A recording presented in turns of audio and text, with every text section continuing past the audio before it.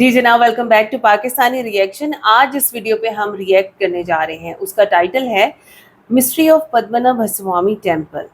अच्छा, हम इस टेम्पल के बारे में ये तो जानते हैं कि ये केरला में है और हम ये भी जानते हैं कि ये टेम्पल जो है वो दुनिया के अमीर तरीन टेम्पल्स में से एक है। हाँ। और तीसरे नंबर पे ये कि हम ये भी जानते हैं कि इसके बारे में कुछ ना कुछ ऐसी मिस्ट्रीज़ हैं कि जो कि अनसॉल्व्ड हैं और उन्हीं के बारे में हम कुछ समझने की कोशिश करेंगे इस वीडियो से। और हमारी कोशिश होगी कि इस वीडियो के दौरान हम कम से कम बात करें ताकि हम ज़रा इसको समझ सकें, जितनी समझ हमें आए, और इस वीडियो के बाद हम आपसे डिस्कशन करें। चैनल पे नए हैं तो सब्सक्राइब करना बिल्कुल मत भूलिएगा। वेल, मैं हूं मोना, मैं हूं बिलाल और आप देख रहे हैं रिएक्शन।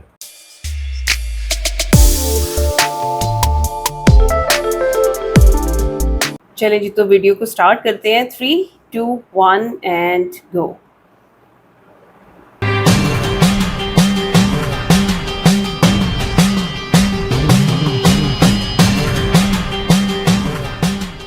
भारत एक मंदिरों का देश है जहाँ पे हर कोने में आपको कोई ना कोई भगवान का मंदिर जरूर मिल जाएगा। लेकिन क्या आपको पता है कि दुनिया का सबसे अमीर मंदिर कौन सा है?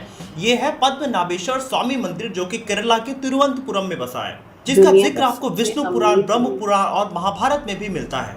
5000 साल पुराने इस मंदिर में कई सारे रहस्य छुपे हुए हैं। इस मंदिर में करीब 6 दरवाजे हैं, जिसमें से 5 दरवाजे खोले जा चुके हैं, जिसमें से अरबों रुपए की मूर्तियां, बोरे भर भर के सोने के सिक्के और सोने की कुर्सियां मिली है। ऐसा कहा जाता है इनमें से एक एक सिक्कों की कीमत करीब 2.5 करोड़ से ज्यादा रुपए है।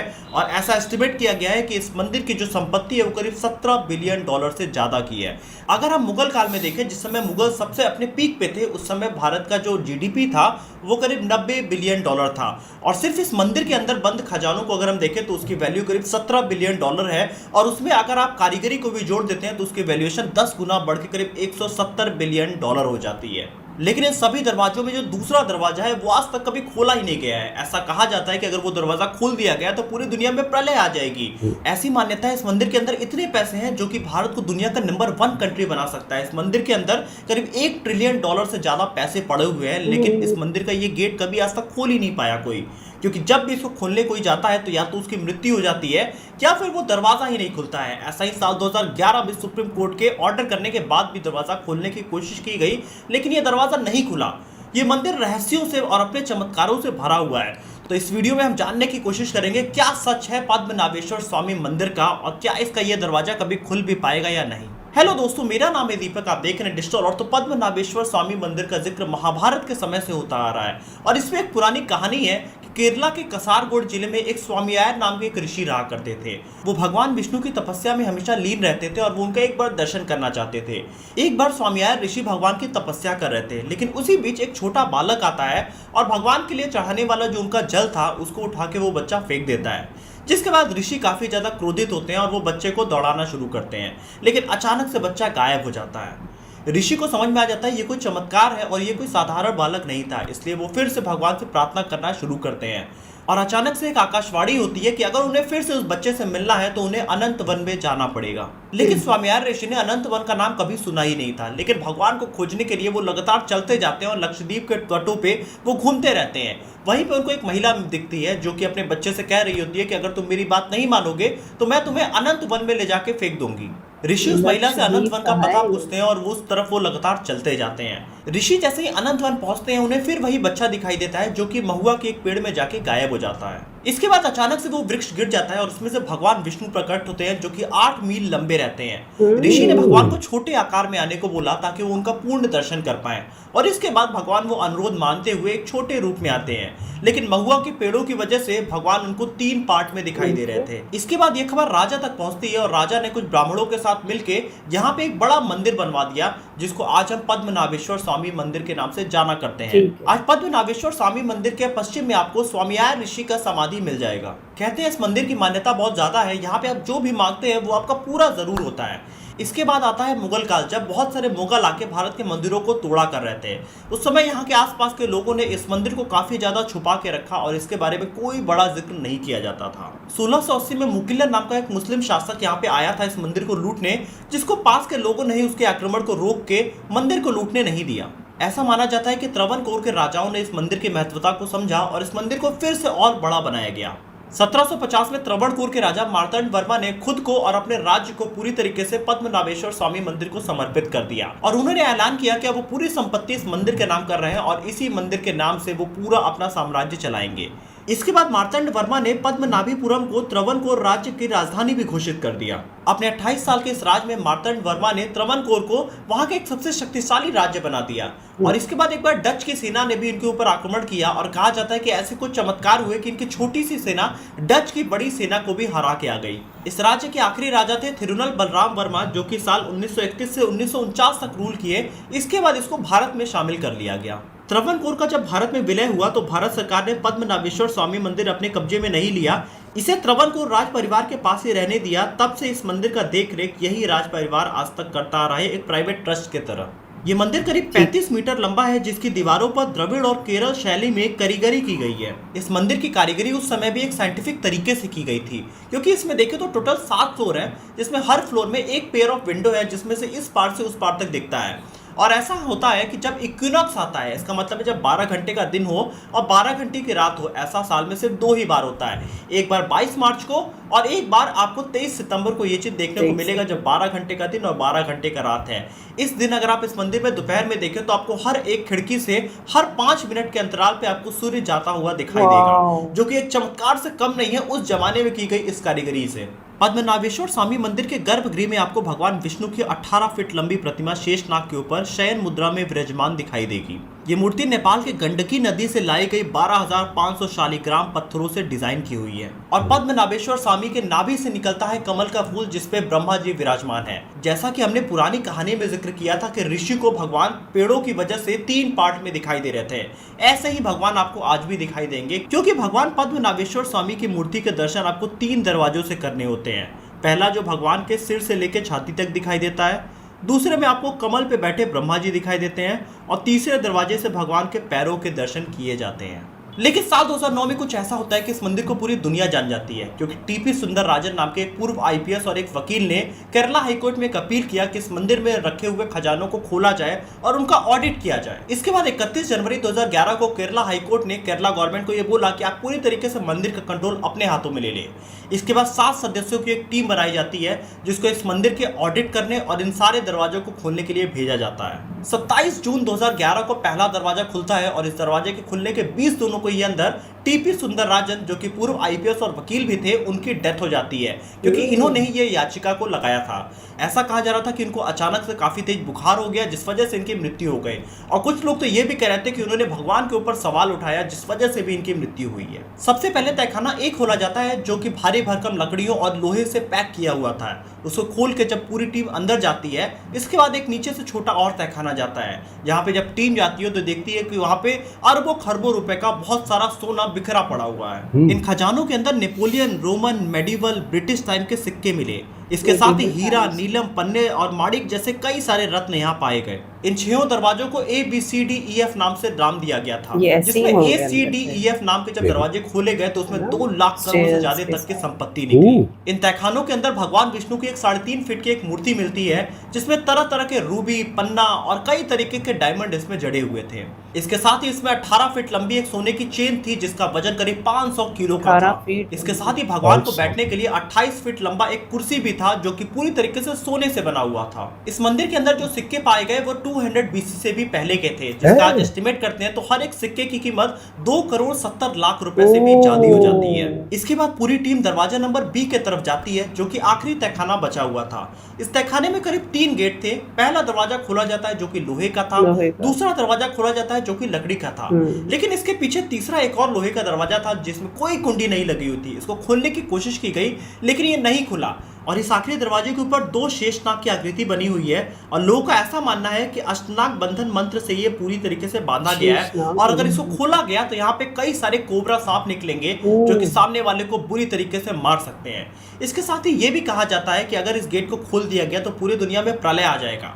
और कुछ लोगों का ये भी मानना है कि इसमें इतना पैसा भरा है जिससे कि भारत पूरी तरीके से दुनिया का नंबर 1 कंट्री हो सकता है इकोनॉमिकली। यहाँ पे कुछ लोग का ये भी कहना है कि इसके अंदर करीब $1 ट्रिलियन रुपए से ज्यादा के आभूषण और जेवरात रखे हुए हैं। ऐसा नहीं है कि तहखाना नंबर B कभी खोलने की कोशिश नहीं हुई है। साल 1933 में त्रावणकोर नाम की एक गाइड बुक आई थी, जो कि एमिली गिलक्रिस्ट ने लिखा था। उन्होंने बताया कि साल 1908, 1991 और साल 2002 में 3 बार कोशिश हुई थी इसको खोलने की, लेकिन कभी लोग सफल नहीं हो पाए। एक बार इस गेट को थोड़ा सा खोला गया था, जिसके बाद से काफी सारे सांप निकल आए थे, जिसके बाद लोगों को अपनी जान बचा के भागना पड़ा था। इसके बाद ये पूरी टीम सुप्रीम कोर्ट के पास जाती है और रिपोर्ट करती है कि हम ये दरवाजा नहीं खोलेंगे, क्योंकि वो लोग भी पूरी तरीके से डर गए थे। और इसके बाद सुप्रीम कोर्ट ने भारत का माहौल देखते हुए इस गेट को खोलने पे पूरी तरीके से तब रोक लगा दी।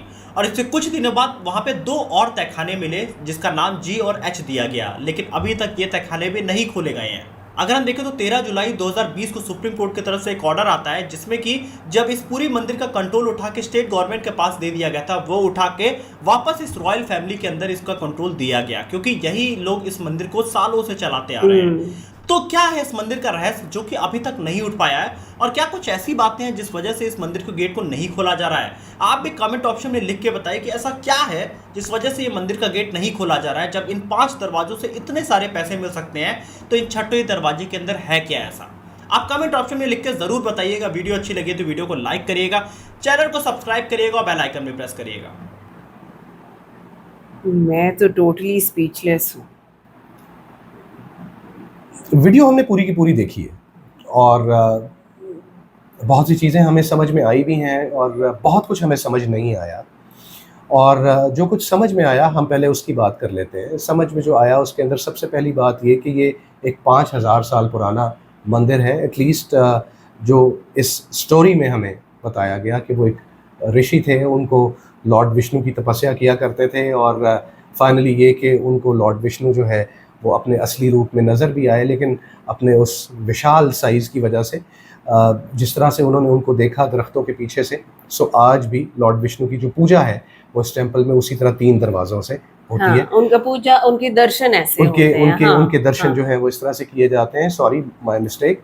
और दूसरे नंबर पे एक जो चीज़ उन्होंने कही वो ये कही कि ये टेंपल इतना सेक्रेड और मिस्टीरियस था कि गो के ये इतना पुराना टेंपल है, इसके बारे में इतनी ज़्यादा बातें कभी भी ना की गई, ना कभी फैलाई गई, एंड दैट एक्सप्लेन्स व्हाई। उसके ऊपर अभी बात करते हैं हम। और तीसरे नंबर पे उन्होंने ये बताया कि भाई रॉयल फैमिलीज़ थी जो कि इनके इस मंदिर के कस्टोडियन थे और उन्होंने हमेशा से इसका एक कंट्रोल संभाले रखा।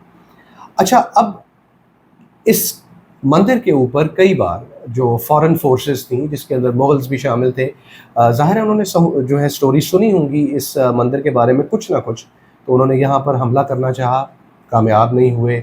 इसी तरह और कुछ फोर्सेस थी, ख़ास तौर पे उन्होंने डच आर्मी की बात की, तो उन्होंने भी हमला यहाँ पे करना चाहा, लेकिन उस अटैक को भी रिपल्स कर दिया गया और दोबारा कभी किसी की एज सच जुर्रत नहीं हुई इस मंदिर की तरफ देखने की।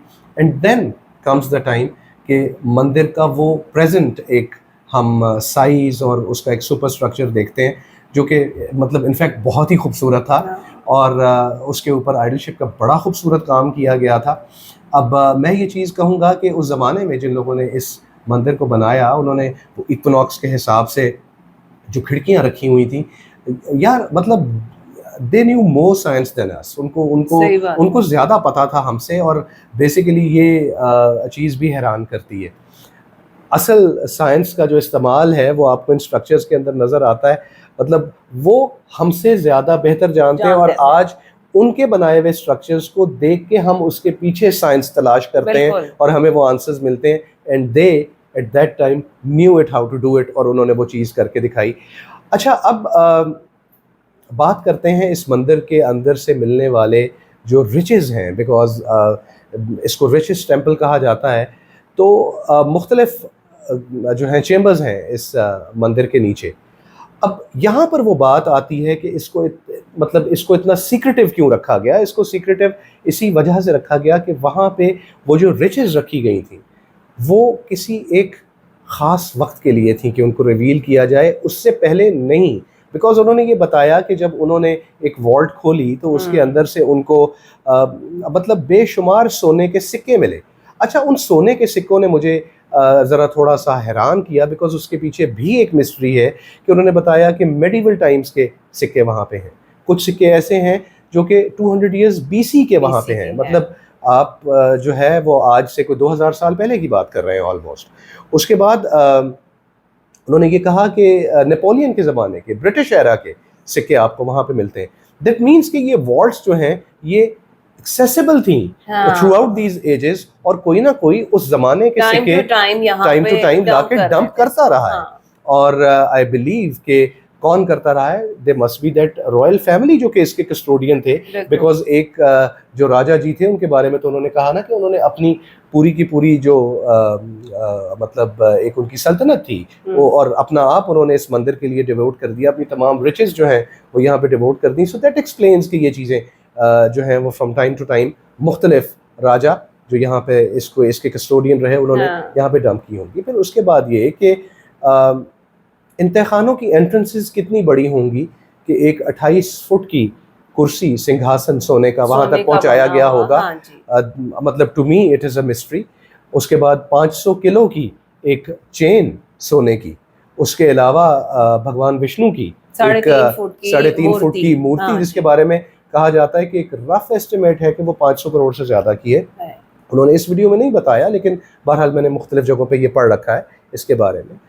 और फिर उसके बाद जो सबसे सीक्रेटिव और मिस्टीरियस चीज़ है that is that vault B, जिसको खोलने की कोशिश की गई और वो नहीं खुली, और फिर कोशिश की गई और वो नहीं खुली, और तीसरी बार वो कुछ खुली और उसके अंदर से कुछ सांप निकला और लोग डर के भाग गए। एंड फाइनली सुप्रीम कोर्ट ने उस चीज़ का ऑर्डर दिया कि भाई इसको नहीं छेड़ा जाएगा। अच्छा, नाउ द थिंग इज, जो चीज़ मुझे समझ में आती है वो ये है कि ये वॉल्ट बी खुलने के लिए नहीं है। ये खुलने के लिए नहीं है, मतलब वहाँ पे मानने वाले जो इस मंदिर को मानने वाले हैं, जो वहाँ के कस्टोडियंस हैं, वो ये बात करते हैं कि इसको किसी खास किस्म के मंत्र के जरिए बंद किया गया है। So why open it? May be उस दरवाजे के पीछे ये कुछ लोगों का ये ख्याल है कि क्योंकि बाकी दरवाजों के पीछे से भी इतना सोना, हीरे, मोती, जवाहरात और खजाना निकला है, तो वो कहते हैं ना कि भाई इस दरवाजे के पीछे भी शायद $1 ट्रिलियन से ज्यादा का होगा। हो सकता है कि हो, लेकिन हो सकता है कि बिल्कुल ना हो सकता है कि उसके पीछे कुछ ऐसी चीजें हों, कुछ ऐसे, I don't know I should say it और नॉट, कि कुछ ऐसे आर्टिफैक्ट्स, कुछ ऐसी मतलब कीमती चीजें जो कि आम इंसान के लिए या इस दुनिया के लिए नहीं है, उनको रखा गया हो। बिकॉज आम दुनिया उन चीजों को ना तो समझ पाएगी और ना ही उस अनलिमिटेड पावर को, आई वुड से, उसको हार्नेस कर पाएगी। So why open that door? और उसके बाद उन्होंने बताया कि 2 और दरवाजे भी मिले हैं और उनको भी नहीं छेड़ा गया, उनको हाथ नहीं लगाया गया। सो मैं ये मानता हूं कि इन तमाम रिचेस को भी, और इन वॉल्ट बी की बात अगर मैं करूं, इनको एक खास वक्त के लिए बंद कर रखा है।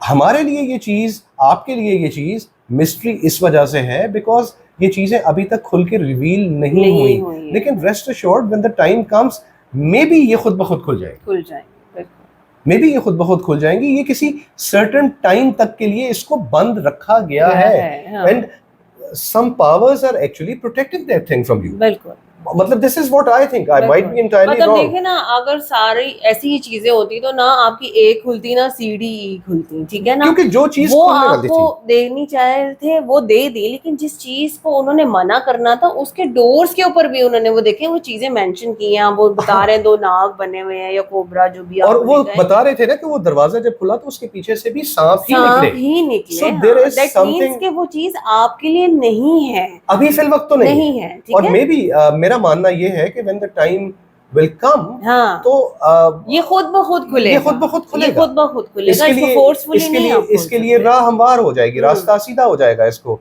खुलने के लिए। सो मे बी उस चीज को मतलब ठीक है, इंसान की इंक्विजिटिव नेचर होती है और वो जानना चाहता है स्पेसिफिकली। और इन अ वे मोना अभी मुझसे इस वीडियो के बाद बात कर रही थी कि शायद ये लालच है जो इंसान को उकसाता है कि भाई अगर वहां से इतना कुछ मिला, तजस्सुस है ना, तजस्सुस है, वो कंट्रोल नहीं रहता कि भाई उन्होंने ये देखे इस वीडियो में ये बोला कि भाई कहा जाता है कि भाई जितना खजाना ये सारी जगहों से मिला है वॉल्ट बी में इससे ज्यादा है, इस चेम्बर को खोला जाए। ये लालच में मैं तो इसको कहती हूँ कि आ जाता है, लेकिन देखें वो चीज आपके लिए नहीं है, तभी उसको रिस्ट्रिक्शन लगा के बंद किया गया है। और वो रॉयल फैमिली जो इसको देख रही है वो इस चीज के बारे में अच्छे से जानते होंगे, मेरा ख्याल है। so, जो चीजें आपके लिए नहीं है, मेरा मानना ये कि उसको एक खास वक्त के लिए अगर रखा गया तो आप उसको छोड़ो उस चीज के लिए। हाँ, जब वक्त आएगा वो चीज खुद खुलेगी। और वो मेरा ख्याल है खास वक्त, एक खास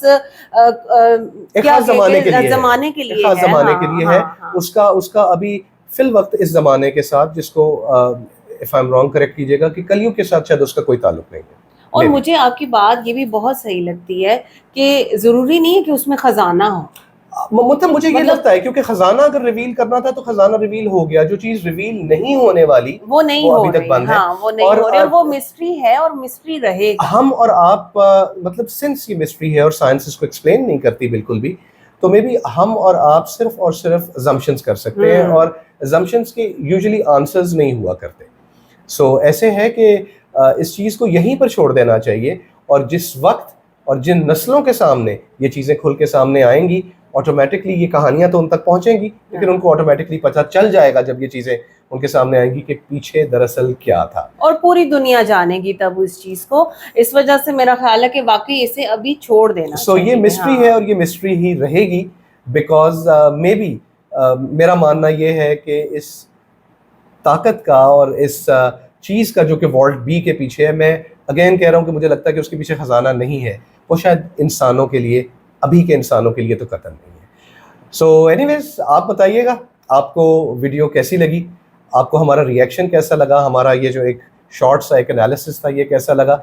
बहुत कुछ जानेंगे हम आपसे, ज़रूर लिखिएगा आप इस मंदिर के बारे में क्या जानते हैं और आप हमारे साथ क्या शेयर करना चाहते हैं। रिएक्शन अच्छा लगा हो तो वीडियो को लाइक कीजिएगा और चैनल को सब्सक्राइब कीजिएगा। मिलते हैं आपसे अगली वीडियो में, अपना बहुत ख्याल रखिए।